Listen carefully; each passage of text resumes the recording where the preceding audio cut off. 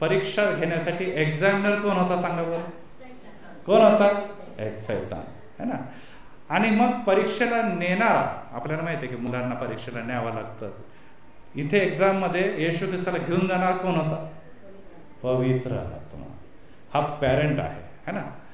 वचन पण हे सांगतं की तू पवित्र आत्म्याने गर्भवती ठेवली आणि तुला पुत्र प्राप्त होईल. येशू ख्रिस्त जरी मानवीय स्वरूपात योसेफ आणि मारियाचा पुत्र होता, परंतु पवित्र आत्म्याच्या द्वारे तो या जगात आलेला आहे आणि त्याचा पिता जो आहे तो पवित्र आत्मा देव आहे. आणि त्यामुळे आम्हाला एक गोष्ट दिसते की पवित्र आत्मा येशू ख्रिस्ताला आपली सेवा कार्य सुरू करायच्या अगोदर दुसऱ्या भाषेमध्ये एंट्रन्स एक्झाम म्हणूया, है ना. येशू ख्रिस्त खरोखर मसीहा आहे आणि तो आता कार्य सुरू करते, परंतु त्याच्या अगोदर त्याला एंट्रन्स एक्झाम द्यायची होती आणि त्या पक्षासाठी तो त्याला घेऊन गेलेला आहे पवित्र आत्मा.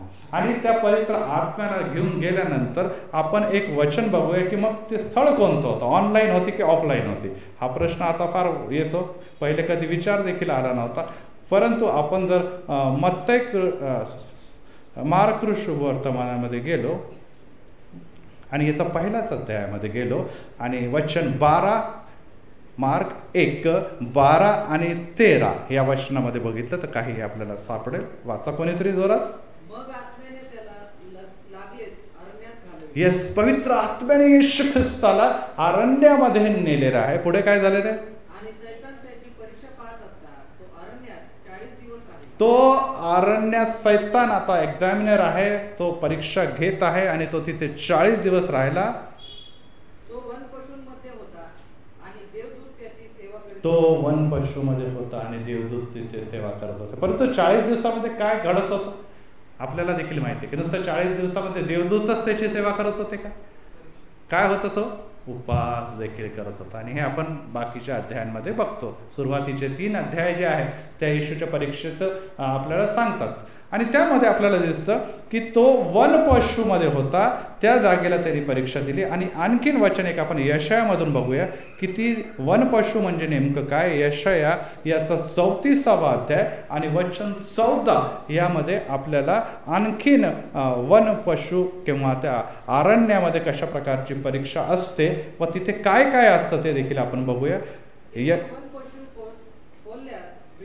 तिथे वन पशु कोल्ह्यास भेटतील, बोकड रूपी पिशाच आपल्या सोबत्याला हाक मारेस. निशाचर म्हणजे रात्री फिरणारे जे असतात ते देखील तिथे फिरत आहे. म्हणजे तिथेच सिच्युएशन आहे.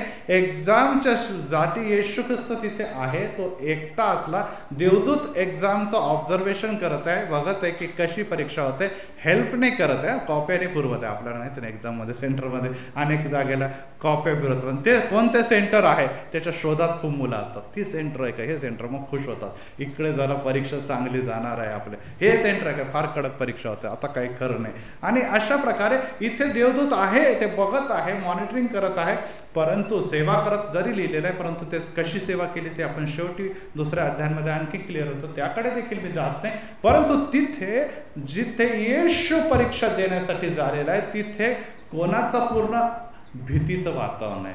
तिथे आपण जर बघितलं तर जसं लिहिलेलं निशाचर आहे, तिथे पिशाच आहे, म्हणजे दुसऱ्या भाषेने तिथे सैतानाचं सगळं जे सेंटर उभारलेलं आहे, सेंटर उभारलेलं आहे. तिथे येशू ख्रिस्त परीक्षा देण्यासाठी जाते आणि पवित्र आत्मा तिथे त्याला घेऊन जाते. कारण की त्या अगोदर काय झालेलं आहे, येशू ख्रिस्ताचा बाप्तिस्मा झालेला आहे आणि बाप्तिस्मा झाल्यानंतर तो वर पाण्याच्या वर आलेला आहे, कबुतराप्रमाणे त्याच्यावर पवित्र आत्मा उतरलाय आणि पिता देखील म्हणतो माझा प्रिय पुत्र आहे, ह्याचं ऐका. आणि पिता, पुत्र आणि पवित्र आत्म्याचं तिथे आम्हाला दर्शन घडतं, त्रैक्य देवाचं दर्शन घडतं. आणि लगेच वचन असं सांगतं की त्याला एक्झामसाठी जावं लागलेलं आहे.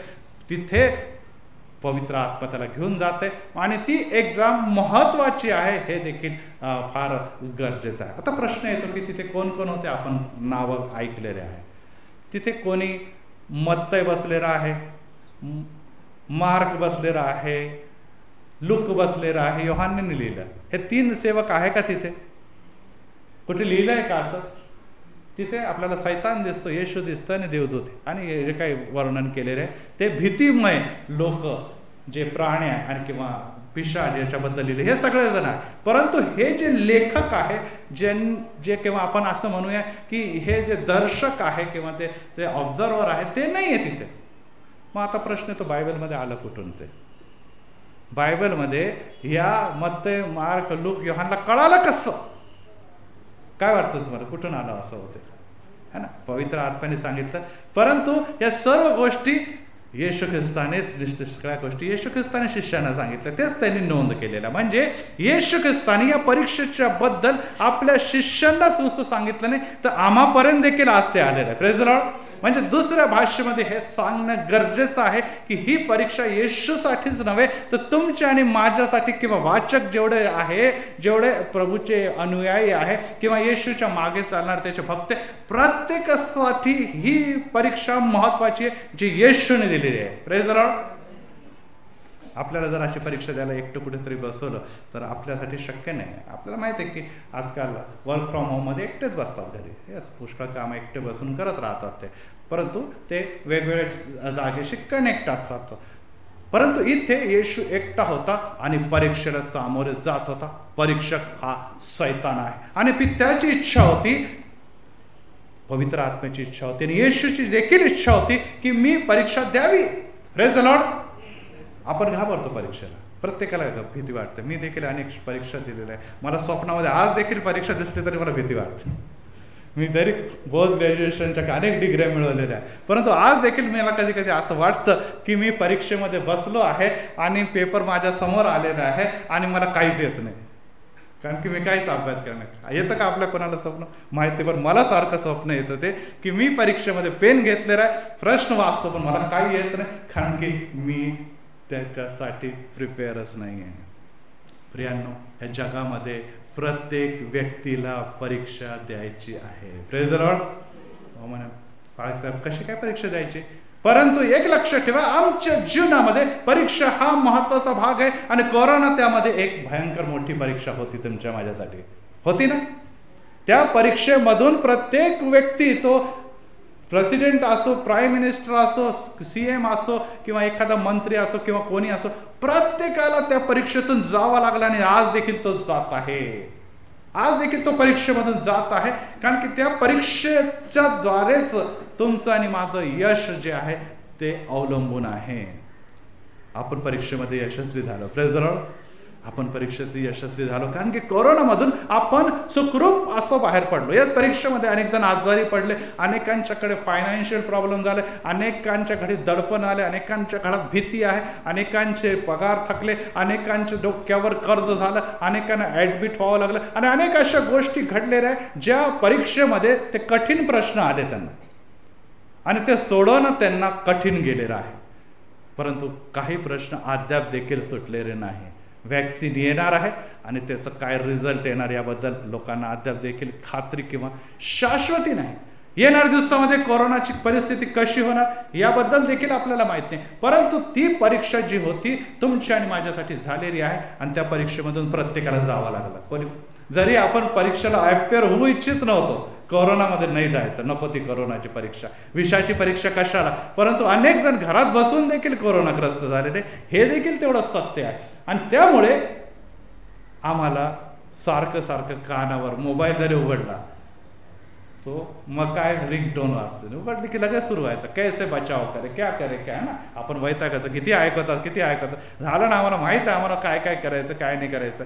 दार उघडलं की बाहेर एकदम लाऊडस्पीकरवाला, कॉर्पोरेशनवाला लाव, सफाईवाला, तो आपला लाईक बोलतो. इकडून आपण न्यूज चॅनल बघितलं की तिथे ॲडव्हर्टाइजमेंट मिळतात. आपण सगळीकडून कोरोनाची गरजेच्याबद्दल ऐकत होतो की कशा प्रकारे याला सामोरे जायचं आहे. काय अलर्ट होता, इशारा होता आणि या इशाऱ्याला साठी सांगितलं जात होतं. आणि इथे आम्हाला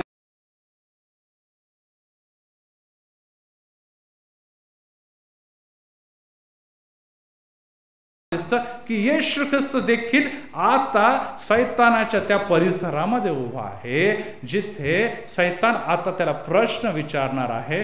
समय असा जर इथे वाचलं तर आपल्याला असं 40 दिवस तो त्याच्या सामोरे होता, 40 दिवस तिथे होता आणि तो उपवास करत होता. हो प्रियानो, उपवास हे फार महत्वाचं आहे आणि हे आपल्या जीवनामध्ये महत्वाचा हिस्सा आहे. फार गरजेचा आहे. कारण की हा उपास जो आहे तो तुम्हाला आणि मला देवाच्या आणखीन जवळ घेऊन जातो. किती लोकांना असं वाटतं उपासाच्या द्वारे आपण देवाच्या जवळ जातो? यस, आम्हा सर्वांना या गोष्टीची प्रचिती. आमच्या जीवनामध्ये उपास हा फार महत्त्वाचा आहे. आणि आपल्या सर्वांना माहिती आहे की कोणताही सण आला तर 1 महिना पहिले बाळासाहेब इथून सारखं बोलवायला सुरू करतो, सण आला आहे, तयार व्हा, सण आला आहे, असं करा. आणि हे फार महत्त्वाचं आहे की आपण प्रिपेअर होऊन, मला परत एक बार ते सांगायचं आहे की जसं एक्झामला आपण प्रिपेअर्ड होऊन वेल प्रिपेअर्ड होऊन उभं राहतो तेव्हा मग आपल्याला भीती वाटते का परीक्षेची? नाही, आपल्याला माहिती आहे की मी वेल प्रिपेअर्ड आहे, मला कोणताही प्रश्न विचारला तरी मी योग्य प्रकारे लिहू शकतो आणि मी परीक्षेमध्ये निश्चित यश मिळवणार ही आपली खात्री असते. त्याचप्रमाणे आपण जेव्हा जेव्हा या प्रकारच्या परीक्षेला म्हणजे सैतानाच्या परीक्षेला किंवा जीवनाच्या परीक्षेला सामोरं जातो आणि आपण वेल प्रिपेअर्ड जेव्हा जातो आपल्याला खात्री आहे की या परीक्षेमध्ये मला विजय मिळणार. Praise the Lord. कारण की देव आपल्याला परीक्षेमध्ये घेऊन जातो. अनेक जण होतात देव आम्हाला परीक्षेत पाडू नये. यस, देव कधी देखील मोहात पाडत नाही है ना, परंतु परीक्षेमध्ये जरूर घेऊन जातो. कारण की आपण जेव्हा योबाकडे बघतो तेव्हा सैतानाने विचारलं देवाला की हा तुझा सेवक आहे, ह्याची परीक्षा मला घ्यायची आहे. Praise the Lord. एक लक्षात ठेवा, तुमची आणि माझी परीक्षा घेण्यासाठी सैतानामध्ये एवढं धैर्य नाही, सैतानामध्ये एवढं डेअरिंग नाही. तुमची आणि माझी परीक्षा घेण्यासाठी सैतानाला देवाकडून परमिशन मागावी लागते. परमिशन माग. कारण की तुम्ही आणि मी देवाचे लेकरं आहे आणि देवाचे लेकरं असताना देवाच्या ऑर्डरच्या शिवाय सैतान तुमच्या आणि माझ्या जीवनामध्ये कार्य करू शकत नाही. Praise the lord. Praise the Lord. अनेक जण घाबरतात, अहो कसं काय सैतान मला असं करतो तसं करतो. यस, घाबरू नका. देवा तुम्ही जर विश्वासाचे, तुम्ही जर प्रार्थना, तर सैतानाने देवाला विचारलेलं आहे आणि आज तुमच्याकडे जर परीक्षा येते तर ही तुमच्या हितासाठी आहे, अनिष्टासाठी नाही. हे जे देवाचे संकल्प आहे की ह्याची परीक्षा होऊ द्या, ही तुमच्यासाठी हिताची आहे, अनिष्टाची नाही, हे देखील लक्षात ठेवा. आणि ह्यामुळे प्रियांनो, आज तुम्हाला आणि मला जेव्हा येशू परीक्षेमध्ये घेऊन जात आहे, समस्या प्रॉब्लेम तुमच्या जीवनामध्ये येत आहे, तर तुम्हाला शक्ती पुरवण्यासाठी पवित्र आत्मा आहे. Praise the Lord. तुमच्या बरोबर देवदूत देखील आहे. इथे काय लिहिलं? देवदूत देखील तिथे होते. प्रत्येकासाठी देवदूत देखील सहाय्य करायला तयार आहे, परंतु परीक्षा तर द्यावीच लागणार. विदाऊट परीक्षा जर एखादा विद्यार्थी आहे, समजा 10 वर्ष लॉकडाऊन चाललं, तर पहिलीचा मुलगा 10वी मध्ये बसतील का असं वाटतं का तुम्हाला? असं होऊ शकतं. काही लोकांना वाटतं जाऊ द्या 10 वर्ष झालं तर चाललं, माझा मुलगा डायरेक्ट 10वीला SSC बोर्डमध्ये बसेल. होईल का? असं नाही होऊ शकत. कारण की तो घरी ऑनलाईन किती अभ्यास करणार? त्याला घराच्या बाहेर पडावं लागेल, त्याला स्कूलमध्ये जावं लागेल, त्याला बुक्स बनावं लागते, त्याला रायटिंग, हे सगळं काही आलंच आहे. परीक्षेच्या शिवाय जगामध्ये कोणतेही डिपार्टमेंटल एक्झाम असो की तुमची आध्यात्मिक परीक्षा असो किंवा तुझे स्कूल किंवा कॉलेजची एक्झाम असो, त्याशिवाय तुम्हाला आणि मला प्रमोशन पण नाही आणि त्याच्याशिवाय तुम्हाला आणि मला पुढच्या वर्गात प्रवेश देखील नाही. Praise the Lord. तयार आहे का परीक्षेसाठी? किती दिवसाची परीक्षा आहे? किती दिवसाची परीक्षा आहे? 40 दिवसाची परीक्षा. परंतु आजपासून 17 दिवस दूर आहे ती परीक्षा. तर 17 डेज जे आहे त्या परीक्षेसाठी तुम्हाला आणि मला विशेष आता पूर्व तयारी करायची. Praise the Lord. एक परीक्षा आपण दिलेली, कोरोनाची परीक्षा सगळ्यांनी दिलेली आणि आपल्या सर्वांना यश मिळालं. Praise the lord. Praise the lord. प्रभूला धन्यवाद असो की हे कोरोनाची एक्झाम जी तुमच्या आणि माझ्या जीवनामध्ये झालेली आहे त्याच्यामध्ये तुम्ही यशस्वी झालेला आहे. आता पुढची परीक्षा जी आहे ती तुमच्यावर येणार आहे. कारण की आपल्याला माहित आहे की जेव्हा जेव्हा येशू ख्रिस्ताने देखील हे शब्द सांगितलं की ही जात उपास व प्रार्थनेच्या शिवाय जात, म्हणजे आपल्याला कोणाच्या बद्दल सांगितलं रे त्यांनी? सैतानाच्या बद्दल झालं. येशू ख्रिस्त देखील अरण्यामध्ये सैतानाच्या जो एक्झामिनर आहे त्याच्या समोर परीक्षा देण्यासाठी पवित्र आत्मा त्याला घेऊन गेलेला आहे. आता आम्हाला दिसत आहे की आम्हाला देखील जेव्हा परीक्षा द्यायची तर देवाकडून सैतानाला परमिशन घ्यावी लागेल की हा माझा शिष्य आहे, मी जे शिष्य आहे, हा माझा दास आहे, ही माझी कन्या आहे, हिची मला परीक्षा घ्यायची आणि जर हा पडला तर तो तुझ्यापासून दूर जाणार आहे. परंतु देव म्हणतो की नाही, ही माझी विश्वासू कन्या आहे, हा माझा विश्वासू पुत्र आहे आणि ह्याच्या परीक्षेमध्ये मी काही चिठ्ठ्या पुरवणार नाही देव म्हणतो, परंतु माझं वचन जे त्याच्या अंतःकरणामध्ये त्याच्याद्वारे तो विजय होणार आहे. Praise the Lord. माझा विषय तोच महत्वाचा आहे की तुम्हाला इथे काही विशेष कॉप्या करवणार नाही, देवदूत तुम्हाला मदत करणार नाही जसं सहसा काही परीक्षांमध्ये होतं. इथे तुम्हाला किती वचन पाठ आहे, तुम्ही किती वचनावर आत्मसात केलेले, तुम्ही किती प्रार्थित वचनात चालतात, तुम्हाला किती देवाची सहभागी आणि विश्वासात तुम्ही दृढ, ह्या गोष्टीच्या द्वारे तुम्हाला त्या परीक्षेमध्ये उत्तम असं यश मिळणार आहे. Praise the Lord. सन्माननीय मॅडम मीनाबाई बोर्डे मॅडम आहेत, ते आज आमच्यामध्ये आणि आम्ही दोघे अनेक परीक्षा सांगते दिलेल्या आहे. Praise the Lord. त्यामुळे आज मी परीक्षेबद्दल शिकवते आणि मला आनंद वाटतो की आमच्याबरोबर माझ्या सहकारी मीनाबाई बोर्डे आहेत आणि त्या देखील अतिशय हुशार आहे, अतिशय वचनामध्ये पारंगत आहे आणि मी देखील, आम्ही दोघं देखील मिळून अनेक गोष्टी शेअर केलेल्या आहे, अभ्यास केलेला आहे आणि आज ते आमच्यामध्ये ख्रिस्ती मंडळीच्या वतीने मी त्यांचे स्वागत करत आहे. आणि आता परत एक बार आपण त्या विषयाकडे जाऊया की ही परीक्षा जी होती त्याच्यासाठी जो एक्झाम सेंटर होता तो सैतानाने कोणता निवडलेला आहे? आपलं सेंटर त्यांनी निवडलं आहे, कारण की आपल्या सेंटरमध्ये आपल्या जागेवर तो योग्य प्रकारे यश मिळवून त्याला पराभूत करू शकतो. आता प्रश्न हा येतो की एक्झामची येशूला काय गरज होते? बरोबर की आमची परीक्षा होते, आपण मनुष्य, देव होता, देव होता आणि देवाला त्याची निर्मिती सैतान जर जरी परीक्षा घेतो तर कितीतरी कठीण आहे. समजा एखादा विद्यार्थी आहे ज्याला मी शिकवलेलं आहे आणि काही दिवसानंतर मी म्हणाल की चल तू माझी परीक्षा घे, तर मला जरा आवडणार नाही की माझा विद्यार्थी माझी परीक्षा घेते. येशू ख्रिस्त देवाने, पिता, पुत्र आणि पवित्र आत्म्याने, सैतान ही त्याची निर्मिती आहे आणि आज त्या निर्मितीच्या समोर त्या देवाला परीक्षा देण्याची वेळ निर्माण झालेली, परंतु देवाने हे होऊ दिलं. Praise the Lord. हे होऊ द्या, ही गोष्ट होऊ द्या. अनेक गोष्टी येशू ख्रिस्ताने होऊ दिलेल्या आहे, कारण की तो जाणतो की तो मानव देखील होता. Praise the Lord. येस, जेव्हा या सर्व गोष्टी ज्या होत्या, छळ होता, अपमान होता आणि येशू ख्रिस्ताची निंदा होत होती, त्याला समोर देत होते, येशू ख्रिस्ताने पिताने हे सर्व होऊ दिलं, कारण की या परीक्षेच्या द्वारे, या एक्झामच्या द्वारे तो तुम्हाला आणि मला काहीतरी शिकवत होता आणि तुमच्या आणि माझ्यासाठी तो कार्य देखील करत होता. Praise the Lord.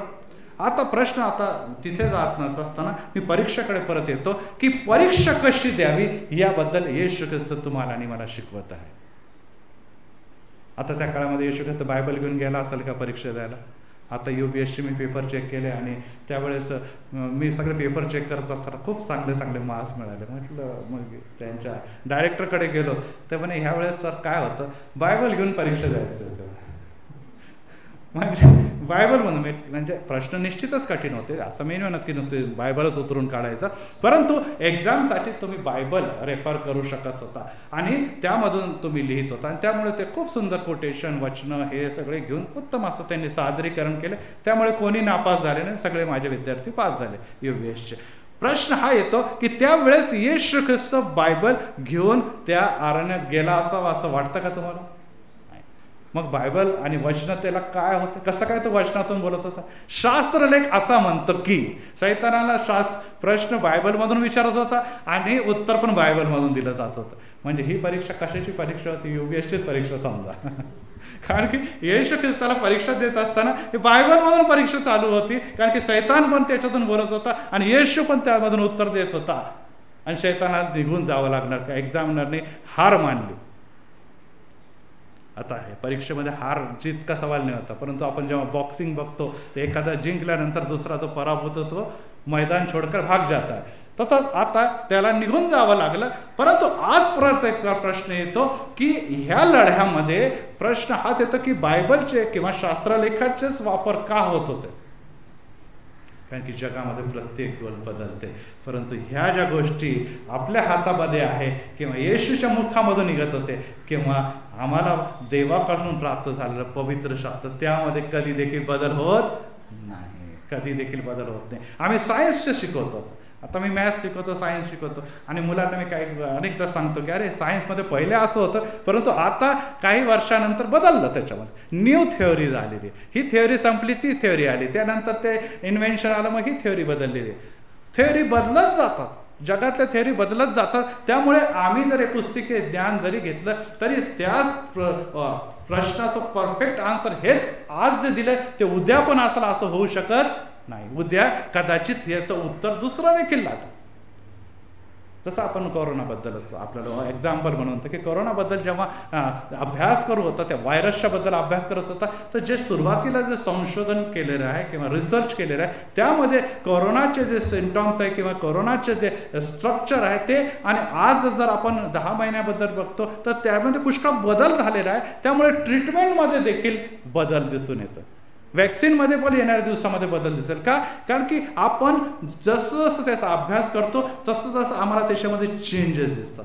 पण पवित्र शास्त्रामध्ये तसं नाही. Praise the Lord. एकच असा वचन आहे, ग्रंथ आहे, जे देवाच्या मुखातून निघालेला आहे, तो आजकाल आणि युगानुयुग सारखाच आहे. Praise the Lord. तेव्हा सैतान असो किंवा देव असो किंवा मनुष्य असो, त्याला अशाच गोष्टीवर बोलायचं आहे जे कधीच नाही बदलणार. Praise the Lord. बदलणाऱ्या गोष्टीवर देव बोलण्यात इच्छित नाही आणि सैतान पण इंटरेस्टेड नाही आहे. आणि तुम्हाला आणि मला देखील इंटरेस्ट दाखवायचा नाही, कारण की आज तुमच्या आणि माझ्या जीवनामध्ये कोरोना आहे, आज तुमच्या आणि माझ्या जीवनामध्ये आजार आहे, आज तुमच्या आणि माझ्या जीवनामधली परिस्थिती कठीण आहे, आज आपण USA UK मधली परिस्थिती बघतो ते आणखीन कठीण आहे. आणि ही परिस्थिती आज अशी उद्या कशी होणार याबद्दल कोणाला सांगता येत नाही. त्यामुळे तिथे त्याबद्दल भाष्य करणं हे देखील योग्य ठरत नाही. अनेकदा ते भाष्य खोटे देखील ठरतात, परिस्थितीनुसार ते बदलले देखील जातात. यू टर्न ज्याला म्हणतो आपण, घुम जाओ ज्याला म्हणतो हिंदीमध्ये, ते देखील होतात. परंतु पवित्र शास्त्रामध्ये जे काही लिहिलेलं आहे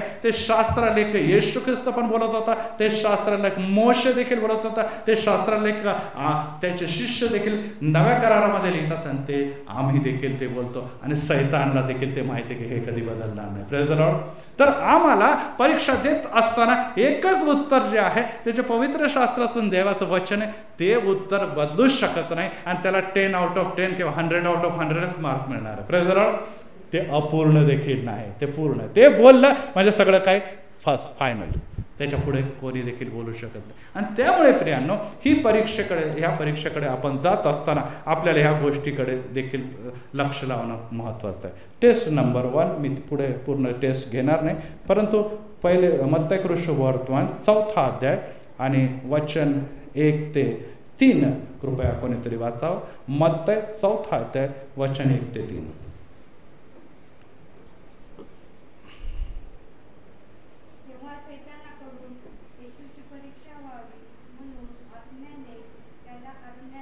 सैतानाने हातून परीक्षा व्हावी.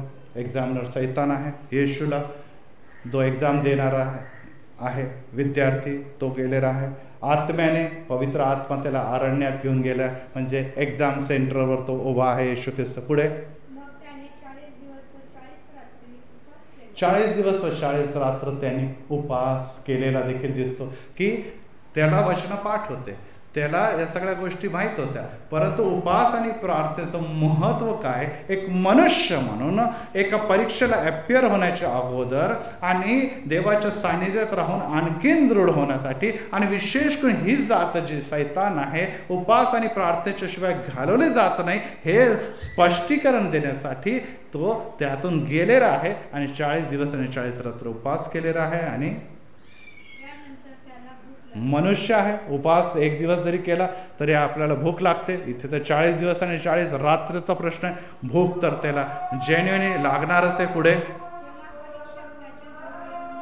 तेव्हा परीक्षक एक्झामिनर येतो आणि त्याच्याजवळ येशूच्या जवळ उभा राहतो आणि पहिल्या एक्झामचा प्रश्न त्याला विचारतो, तू देवाचा पुत्र आहेस ना? तर ह्या धोंड्याच्या भाकरी भाव असे तो आज्ञा कर. बस इथपर्यंत थांबा. तर धोंड्याच्या भाकरी कर ही तू आज्ञा कर. तू देवाचा पुत्र आहे ना? यस. प्रश्न हा क्वेश्चन मार्क आहे की खरोखर तू देवाचा पुत्र आहेस ना? मानवाचा पुत्र तर तुम्हाला दिसत आहे, कारण की तुला भूक लागलेली आहे हे मला दिसत आहे.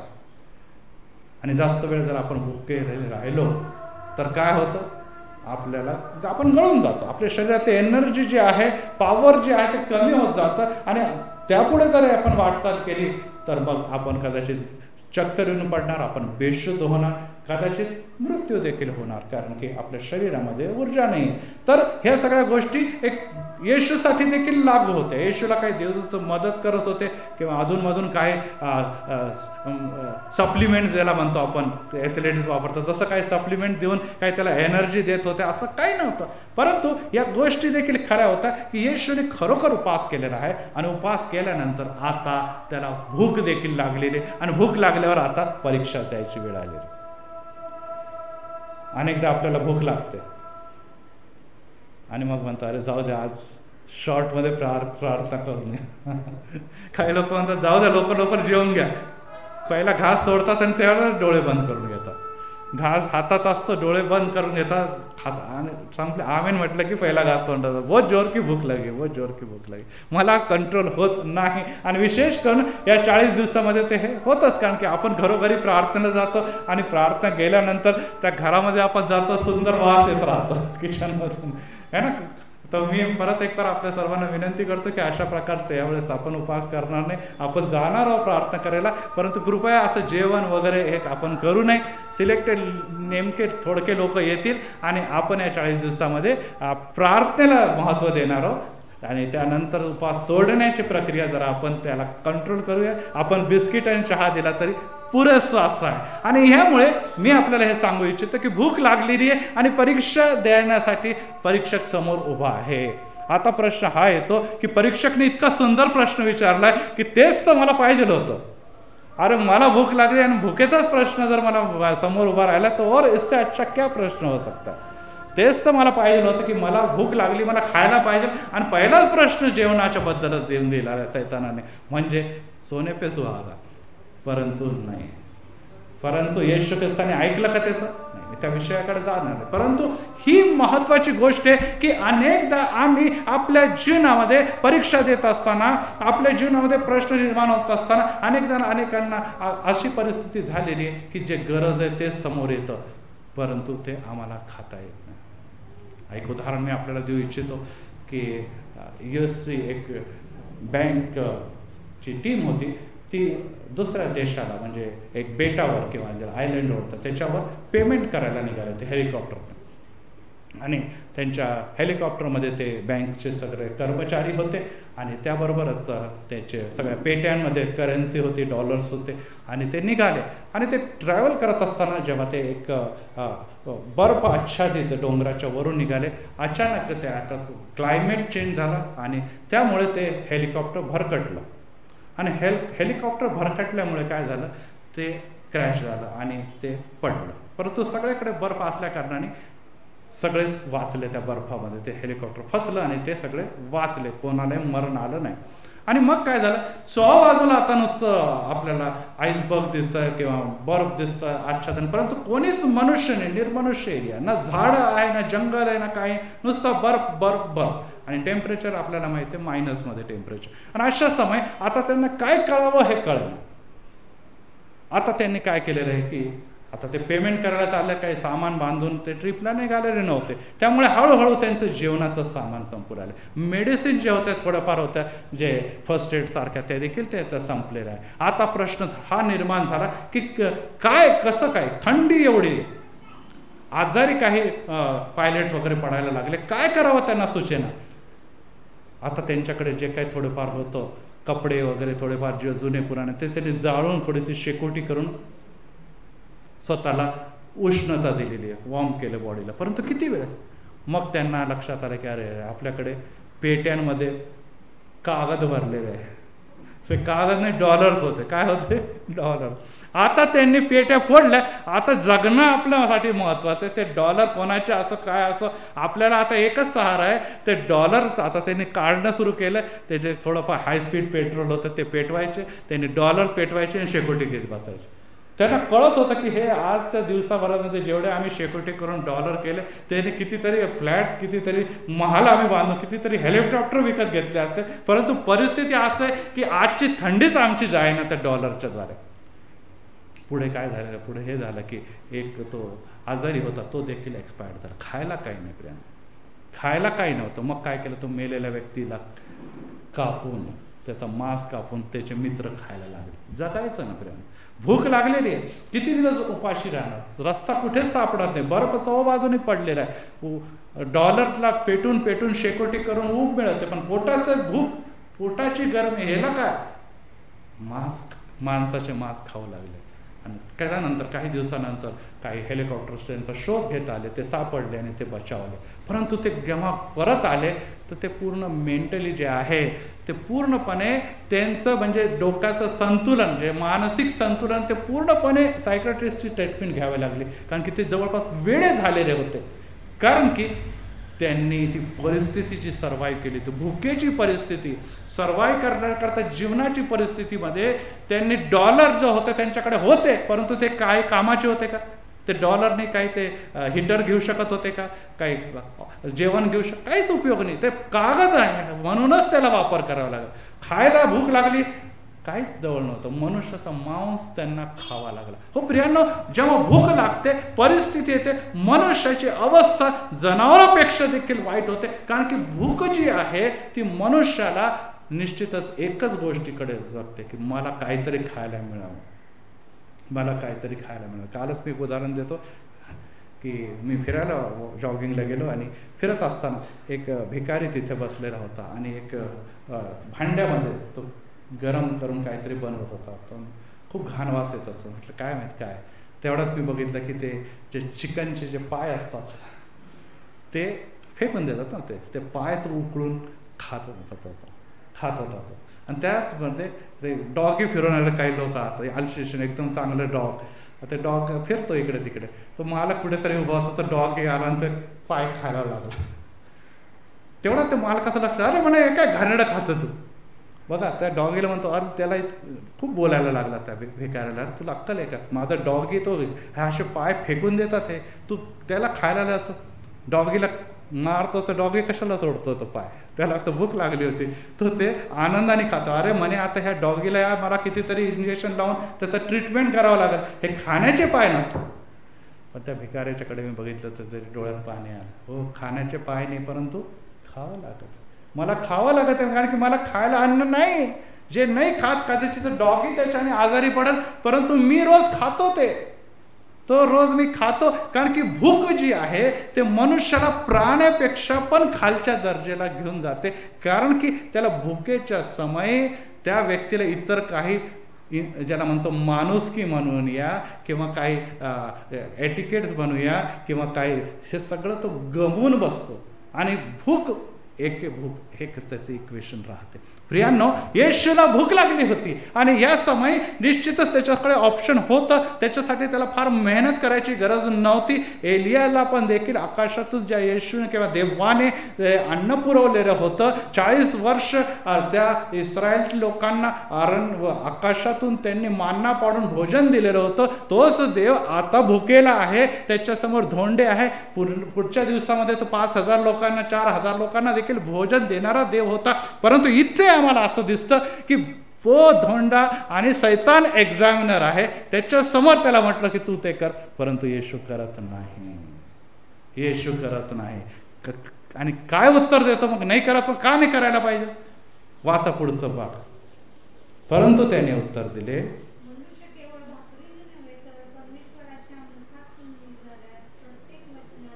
मनुष्य केवळ भाकरीने नव्हे तर कोणाच्या मुखातून, परमेश्वराच्या मुखातून निघणारा प्रत्येक वचनाने जगेल. ते वचन कुठे, तुम्हाला माहिती आहे की परमेश्वराच्या मुखातून निघणारं वचन कुठे, इकडे कुठे, तुमच्या हातामध्ये आहे. Praise the Lord. आपल्या हातामध्ये ते वचन आहे आणि त्याच्यामुळे आपलं जीवन आहे. Praise the Lord. मग आपण म्हणा साहेब, मग काय भूक लागल्यावर हे खायचं का बायबल? नाही प्रियांनो, आम्हाला जीवन देणार हे वचन जे आहे त्या संदर्भात देव हे म्हणत आहे की तरुण सिंहाचे मार पडते, त्याचे उपासमार होते, परंतु जे त्याच्या भयात चालतात, त्याच्या विश्वासात चालतात, त्याला कोणत्याही चांगल्या गोष्टीची कदापि वाण पडत नाही. Praise the Lord. आणि ह्या 10 महिन्यामध्ये कोरोनाच्या संकटामध्ये देवाने ही गोष्ट जाऊन आम्हाला दाखवलेली आहे की आमच्या जीवनामध्ये अनेकदा भुकेचे प्रसंग आले, अनेकदा आमच्या घरातला किराणा संपला, अनेकदा आमच्या घरातला बँक बॅलन्स समजला, अनेकदा आमदा नोकरी गमावल्यामुळे आमच्याकडे जेवणाचा प्रश्न पडला, परंतु आम्ही जे विश्वासात होतो, प्रार्थित होतो, देवाने योग्य वेळी आम्हाला अन्नाचा पुरवठा केला. Praise the Lord. केलेला आहे. आणि कदाचित आपण म्हणून आमच्याकडे तर फार पैसे होते, मग ते आहे विमानाकडे जा.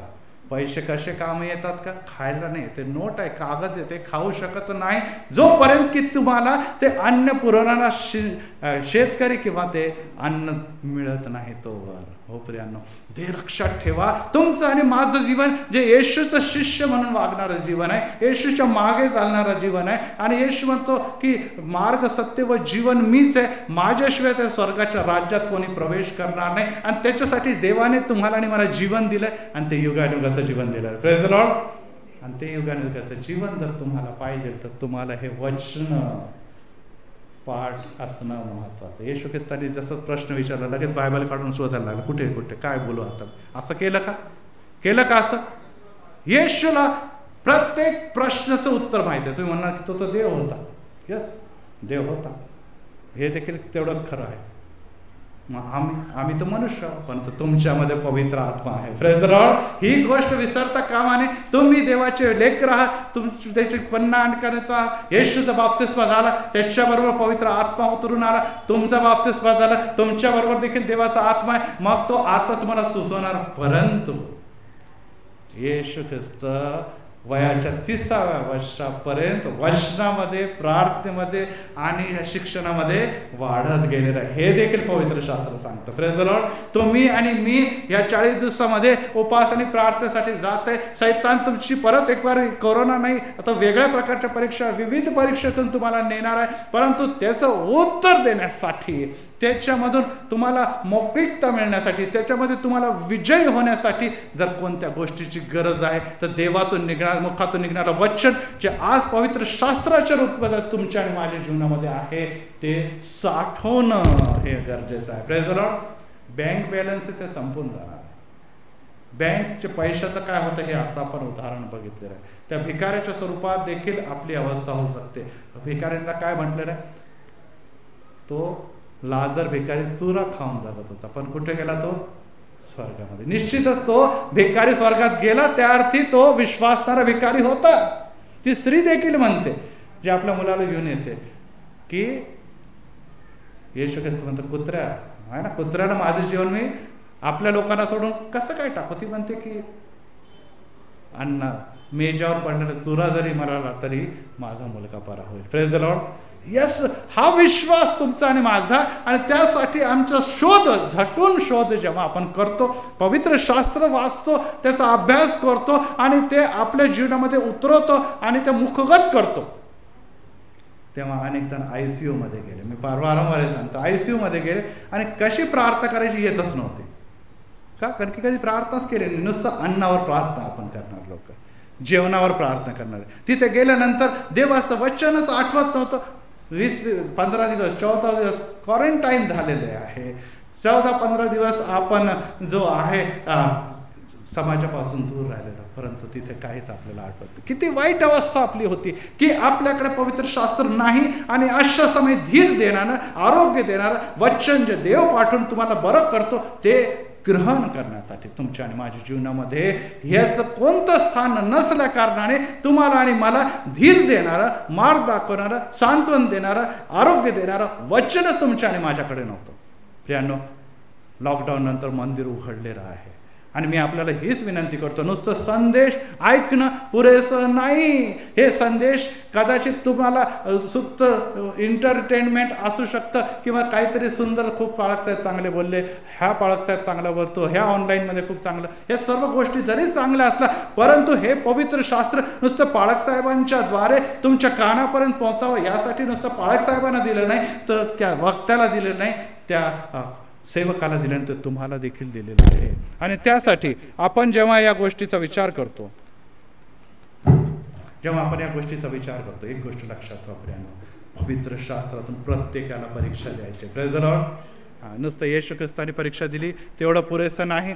येशू ख्रिस्ताने नुसतं तुम्हा आणि माझ्यासाठी सैतानाला विजय केला एवढा नाही, तर देव म्हणतो की तुम्हाला देखील परीक्षा द्यावी लागेल. सैतान तुम्हाला आणि मला देखील परीक्षेला सामोरे नेणार आहे, आणि अशा समेत तुम्हाला आणि मला उत्तर देण्यासाठी एकच मार्ग आहे, आणि तो आहे पवित्र शास्त्र, देवाचं वचन. तयार आहेत का सगळेजण? 17 दिवस राहिलेले आहे. पवित्र शास्त्र परत एक बार आपल्या हातामध्ये येणं, त्याचं मनन चिंतन करणं हे गरजेचं आहे. आणि अनेक जण म्हणतात की बाळासाहेब वचन वाचतो कळतच नाही. कसं कळलं? मेहनत श्रम करावे लागणार. पवित्र आत्मा हा तुम्हामध्ये आहे, मार्गदर्शन मागा, तो तुम्हाला सहाय्य पुरवल. तो तुमच्या जीवनाचा, करिअरचा, भविष्याचा, मुलाबाळांचा, लेकराचा, विवाहाचा, नोकरीचा सर्व मार्ग निश्चितच दाखवणार आहे, कारण की त्याच्या योजना आणि संकल्प तुमच्यासाठी हिताचे आहे. Praise the Lord. यिर्मया म्हणतो. आणि त्यामुळे आपल्याला ही गोष्ट देखील जाणून घेणं महत्त्वाचं आहे की ते सर्व तुम्हाला आणि मला देत असताना देव तुम्हाला आणि मला हे सांगत आहे की विश्वास ठेवा. हे वचन जे आहे ते नुसतं सांभाळण्यापुरता, काही दिवस ठेवण्यापुरतं नाही. ती परीक्षा येशूने विजयीच्या द्वारे, शास्त्रलेख असा म्हणतो, असं म्हणत सैतानाला पराभूत केलं, आणि शेवटी सैतानाला निघून जावं लागलं, आणि देवदूताने येऊन त्याची सेवा केली. Praise the Lord. देवदूताने येऊन त्याची सेवा केली. आज देवदूत तुमच्या आणि माझ्याकडे बघत आहे की तुम्ही परीक्षेला कशाला समोर जातो. ते तयार आहे तुम्हाला सर्व गोष्टी देण्यासाठी. देव तयार आहे तुमच्या पाठ ठोकण्यासाठी. येशू तयार आहे तुमच्या गरजा भागवण्यासाठी. यावे इरे यावे राफा तयार आहे, परंतु तुम्ही किती उत्तमरित्या परीक्षा देतात त्याच्यावर तुमची शाबासकी ठरणार आहे. Praise the Lord. त्यावर जर तुम्ही नापास झाले तर आपण म्हणून पाळकसाहेब आता मला तर काही येत नाही, असं होतं. आता अनेकांची परीक्षा घेतो, पाळकसाहेब आता लग्न आहे, आता काय करायचं, बाप्तिस्मा झाला नाही, मग आता परीक्षा कसं विसरून जा, आम्हाला तर काही येतच नाही, आता डायरेक्ट बाप्तिस्मा करा की जगेल लग्न करून टाकू आपण. आता ही अवस्थेमध्ये पाळकसाहेब काय प्रश्न विचारणार, काय त्याला लेखी परीक्षा देणार, आणि त्याला काय काय त्याच्याकडून तयारी करून घेणार. कारण की त्याने बिचाराने विवाहापुरतंच बाप्तिस्माला मान्यता दिलेली आहे. सॉरी मला बोलावं लागतं, परंतु हे गोष्ट खरं आहे की आम्ही या बाप्तिस्माला, शिक्षणाला किंवा दृढीकरणाला आपण तिथे महत्त्व देतो, इतकंच महत्त्व देतो की एकदा माझं लग्न झालं, तिथे बाप्तिस्मा झाला, बस चला हो गया कार्यक्रम, मग परत चर्चला येत नाही. वीकेंड आपण सेलिब्रेट करत राहतात बाहेर. प्रियांनो लक्षात ठेवा, प्रश्न विचारला जाणार आहे. Praise the Lord. आज इथे पण विचारला जाणार आहे, आणि सिंहासनाच्या समोर उभा राहिल्यानंतर देखील प्रश्न विचारला जाणार. आणि प्रश्न देत असताना इकडचे तिकडचे उत्तर चालत नाही. इकडचे तिकडचे उत्तर देऊन काही फायदा नाही. तुम्हाला या वचनातूनच सांगावं लागणार आहे. Praise the Lord. कारण की इतर तिकडच्या गोष्टी बदलतील, परंतु या वचनामध्ये जे लिहिलेलं आहे ते शाश्वत आहे, न बदलणार आहे. आणि त्यामुळे तेच उत्तर तुमच्या आणि माझ्याकडून तुमच्या जीवनामध्ये मिळवलेले हे अपेक्षित आहे. तर प्रियांनो, आज मी प्रत्येक आपल्या हे सांगू इच्छितो की परीक्षा आपल्याला ऑनलाईन द्यायची, ऑफलाईन द्यायची, माहीत नाही कशी द्यायची, ही मला याची माहिती नाही. परंतु एक गोष्ट आहे की आपल्यापैकी सर्वजण विविध परीक्षेला सामोरे जाते, हे खरं आहे. कोणी आहे का असं म्हणून मला परीक्षेला नाही? जीवनात विविध परीक्षा तुम्हाला आणि मला सामोरे जावं लागत आहे, आणि ह्या परीक्षेमध्ये देव तुमच्या बरोबर आहे, तर विजय देखील तुमचाच आहे. Praise the Lord. विजय तुमचा आहे, रिझल्ट तुमचा फिक्स आहे, कारण की येशू तुमच्या बरोबर आहे. विजय. परंतु प्रश्न परत एक बार हाच येत आहे की येशू जर तुम्हाला विजय देण्यासाठी तयार आहे, तर तुम्ही येशूला किती जाणतात, तुम्ही येशूच्या वचनाला किती मानतात, तुम्ही येशूच्या मागे किती चालतात, तुम्ही उपास आणि प्रार्थनेच्या द्वारे येशूच्या सहभागितेमध्ये किती चालतात, यावर तुमचा रिझल्ट आहे. आणि त्यामुळे मग काही लोक 2 दिवसातच परीक्षेमध्ये जिंकून जातात, काही लोक थोडेसे कच्चे राहतात, त्यांना 2 महिने लागतात, पण काही लोक म्हातारे झाले तरी त्यांना परीक्षेचं उत्तरच येत नाही. खरं आहे की नाही? काही लोक म्हातारे होतात परंतु त्या परीक्षा देतच राहतात. सैतान त्याची परीक्षाच घेत राहतो. पण मग त्या बाळासाहेब करा ना काहीतरी, काहीचं उत्तर नाही मिळतं. कसं उत्तर मिळणार? देवाची प्रश्नाचे उत्तर तुम्हाला द्यायचे आहे, बाळासाहेबाला द्यायचे नाही. बाळासाहेब शिकवतील, बाळासाहेब सांगतील, परंतु प्रश्न तो सैतान तुम्हाला विचारत आहे, मी कसं काय उत्तर द्यायचं? मी एखाद्या वेळेस उत्तर दिलं, कदाचित शैतान तो निघून पण जाईल, परंतु परत परीक्षा तो घ्यायला येणारच आहे, आणि ती परीक्षेचं उत्तर तुम्हाला द्यायचं आहे. का तयार सगळेजण? त्यासाठी बायबल आपल्या हातामध्ये, तयारीला लागा. 17 दिवस आहे. आपला काउंट डाऊन सुरू झालेला आहे. Praise the Lord. लॉकडाऊनच्या नंतर काउंट डाऊन सुरू झालेला आहे. आणि आपण जर त्या काउंट डाऊनला समजून तयारीला लागलं तर सैतान पहिलेच थरथर कापणार आहे. कारण की वचन असं सांगतं की जेव्हा प्रार्थना करणारा व्यक्ती गुडघ्यावर येतो तेव्हा देव उभा राहतो त्याच्यासाठी. Praise the Lord. परत एकदा रिपीट करतो, जेव्हा प्रार्थना करणारा व्यक्ती गुडघ्यावर येतो देव उभा राहतो आणि मग सैतानाला पळावं लागतं. Praise the lord. Praise the Lord. तेव्हा सैतानाला पळावं लागतं. तर काय गुडघ्यावर आहे, प्रार्थना करा, बायबल हातामध्ये घ्या, सर्व देव आणि पवित्र आत्मा तुमच्यासाठी खुलं करणार आहे. सैतानाला पळ काढावं लागणार आहे. वचन शेवटी ह्याच जातं की मग सैतान त्याला सोडून गेला आणि देवदूत येऊन त्याची सेवा करू लागले. देवदूत तुमची सेवा करणार आहे. देवदूत आणि देव तुम्हाला सर्व पुरवणार आहे. प्रार्थना करूया. प्रभू राय, आम्ही तुला गौरव धन्यवाद देतो कारण की तू उत्तम आहे, तू चांगला आहे आणि तुझी प्रीती दया आम्हावर विपुल असेल. तू आम्हाला कदापि सोडत नाही पिता. खरोखर आमच्या जीवनामध्ये अनेक परीक्षा आहे. आमच्या पवित्र परमेश्वर आर्थिक समस्याबद्दल परीक्षा आहे. आमच्या घराच्या अडचणी संदर्भात प्रश्न आहे. आमच्या घरामध्ये व्यसनासंदर्भात प्रश्न आहे. आमच्या जीवनामध्ये पवित्र परमेश्वर करिअर संदर्भात प्रश्न आहे. आमच्या विवाहासंदर्भात आमच्या समोर प्रश्न आहे. आमच्या फ्युचरच्या पवित्र परमेश्वर सर्व पॅकेजच्या संदर्भात आमच्या समोर प्रश्न आहे. आमच्या घरातल्या वादविवादासंदर्भात प्रश्न आहे. आमच्या सैतानी अडखळण्यासंदर्भात आम्हाला प्रश्न आहे. या दिवसामध्ये लॉकडाऊन नंतर काय घडणार या संदर्भात प्रश्न आहे. असे अनेक प्रश्न आमच्या बाजूला फिरतात आणि सैतान या प्रश्नामध्ये आम्हाला बांधतो आणि स्वर्गीय आशीर्वादापासून आम्हाला दूर दूर आणि दूर घेऊन जातो पिता.